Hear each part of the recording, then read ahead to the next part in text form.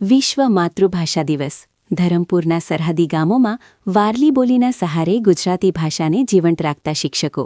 ધરમપુર, જેણે પોતાની ભાષા ભૂલી તેણે પોતાની ઓળખ ભૂલી. આ ઉક્તિને સાર્થક કરતા વલસાડ જિલ્લાના ધરમપુર તાલુકાના સરહદી ગામોમાં શિક્ષકો એક અનોખી મિસાલ પેશ કરી રહ્યા છે. વિશ્વ માતૃભાષા દિવસ 21 ફેબ્રુઆરી નિમિત્તે પેણધા ગામની આંઘોડી સરકારી પ્રાથમિક શાળાના શિક્ષકોની કામગીરી પ્રશંસનીય બની છે, જેઓ બાળકોને તેમની સ્થાનિક વારલી બોલી દ્વારા માતૃભાષા ગુજરાતી તરફ વાળી રહ્યા છે. ધરમપુરના સરહદી વિસ્તારોમાં મરાઠી મિશ્રિત વારલી બોલીનું પ્રભુત્વ છે. અહીંના બાળકો માટે શુદ્ધ ગુજરાતી સમજવું શરૂઆતમાં કઠિન હોય છે. આ સમસ્યાના ઉકેલ રૂપે શિક્ષકો બન્યા વિદ્યાર્થી. શિક્ષકોએ પહેલા પોતે ગામના વડીલો પાસેથી વારલી બોલી શીખી છે. બાલવાટિકાથી ધોરણ 2 સુધીના બાળકોને વારલી બોલીમાં કવિતાઓ અને સંવાદો દ્વારા ભણાવવામાં આવે છે. સ્થાનિક બોલીમાં પાયો મજબૂત કર્યા બાદ ધીમે ધીમે બાળકોને ગુજરાતી ભાષા તરફ વાળવામાં આવે છે. શાળાના શિક્ષિકા દર્શના કુમારી પટેલ જણાવે છે કે વારલી બોલીમાં વાત કરવાથી બાળકો સાથે આત્મીયતા વધે છે. જ્યારે અમે તેમની ભાષામાં પૂછીએ કે કાલ દીસ તું નિશાળમાં કશે નહીં થેલ, ગઈકાલે તો શાળાએ કેમ નહોતો આવ્યો, ત્યારે બાળક નિસંકોચ જવાબ આપે છે. આ પદ્ધતિથી બાળકોનો અભ્યાસ પ્રત્યે રસ વધ્યો છે. મુખ્ય શિક્ષક જયેશભાઈ રાઠોડ, જેઓ 2001થી અહીં ફરજ બજાવે છે, તેઓ કહે છે કે શરૂઆતમાં ઘણી મુશ્કેલી હતી, પણ આજે જ્યારે અમારી શાળાના પૂર્વ વિદ્યાર્થીઓને ગર્વથી ગુજરાતીમાં વાત કરતા જોઈએ છીએ, ત્યારે તમામ મહેનત સફળ લાગે છે. ગુજરાત સરકાર અને GCERT દ્વારા પણ આ દિશામાં સરાહનીય કાર્ય કરવામાં આવ્યું છે. સ્થાનિક બોલીના વિશિષ્ટ મોડ્યુલ તૈયાર કરવામાં આવ્યા છે. NCERT મુજબ 20% અભ્યાસક્રમ સ્થાનિક ભાષામાં અને 80% ગુજરાતીમાં ભણાવવાની જોગવાઈ રાખવામાં આવી છે, જેથી બાળકનું શિક્ષણ પર પકડ મજબૂત બને. माझं नाव पूर्वीबेन सुरेशभाई मुरा. एक डसली હતી. ती દીકરીच्या घरी जाऊन હતી. वाटलं सिंह मला. सिंह सांग डशी डशी तुला मी खायला जाईन. डशी सांग नको नको मी દીકરીच्या ઘરી જાઉં. તાજી માજી થઈને પછી મગ મારા ખાઈ જ. એક ડસી હતી, તે દીકરીને ઘરે જવાની હતી. રસ્તામાં એક સિંહ મળ્યો.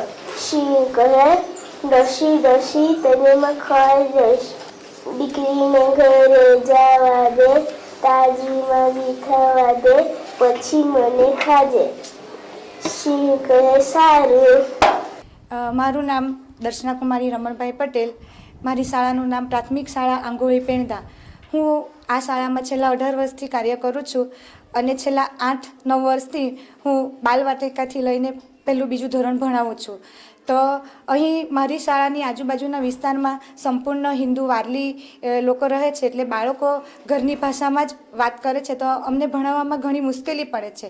તો એના પ્રયત્ન રૂપે મેં પણ બાળકો દ્વારા ધીમે ધીમે વારલી ભાષા શીખવાનું ચાલુ કર્યું. એના માટે હું ગામના વડીલો પાસે ડાયટ તરફથી આપવામાં આવેલા પુસ્તકોમાંથી અભ્યાસ કરું છું અને બાળકોને પહેલાં વારલી ભાષા હું પોતે શીખી અને પછી બાળકોને શીખવી રહી છું. અને બાળકોને વારલી ભાષા શીખવી ત્યારબાદ હું એમને ગુજરાતી તરફ વાળવાનો સંપૂર્ણ પ્રયત્ન કરું છું, જેથી કરીને બાળકો એમનો અભ્યાસ સારી રીતે ગુજરાતી એ ભાષામાં કરી શકે અને બાળકો સાથે આત્મીયતા વધે. અને એ બાળકો સાથે મારો આત્મીયતાપૂર્વક વ્યવહાર કરવા માટે હું વારલી ભાષાનો બાલવાટિકામાં વિશેષ ઉપયોગ કરું છું, જેથી બાળકો સાથે મારો વાર્તાલાપ સારી રીતે હું કરી શકું અને બાળકો એમની જે મૂંઝવણ હોય, એમના જે પ્રશ્નો હોય, એ મને સારી રીતે કરી શકે. એટલા માટે વારલી ભાષા શીખવું ખૂબ જ જરૂરી છે મારા માટે.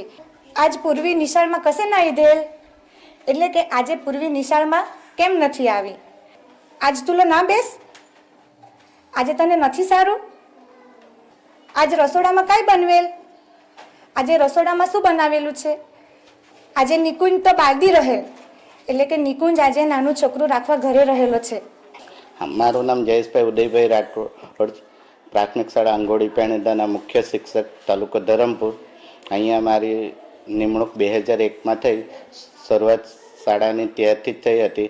શરૂઆતમાં સ્થાનિક બોલીનો મને પ્રોબ્લેમ ઘણો હતો કે આ ભાષા મને આવડતી નહીં હતી, પણ સ્થાનિક લોકોના સહકારથી મને આ અમુક શબ્દો નહીં સમજ પડે એમની હું ટ્રાન્સલેટ કરતો હતો અને ધીરે ધીરે એ મને આ ભાષા પકડમાં આવી. ડાયટ તરફથી અમને અમુક વાર મોડ્યુલ પણ આપે છે. આ એક મોડ્યુલ પણ છે કે જેનો અમે સહયોગ લઈએ છીએ. એમાં અમે વાંચન કરીને એમાંથી થોડું શીખીએ અને બાળકો સાથે વાર્તાલાપ કરવામાં અમને સરળતા રહે છે.